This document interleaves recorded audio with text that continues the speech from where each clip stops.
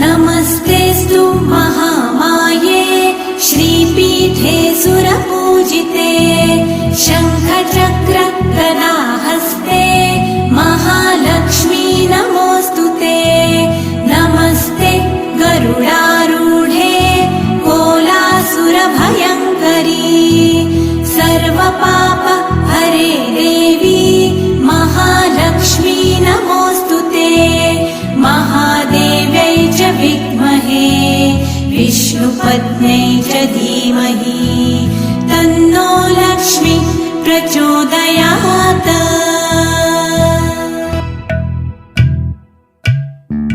सर्वज्ञे सर्ववरदे सर्वदुष्टभयङ्करी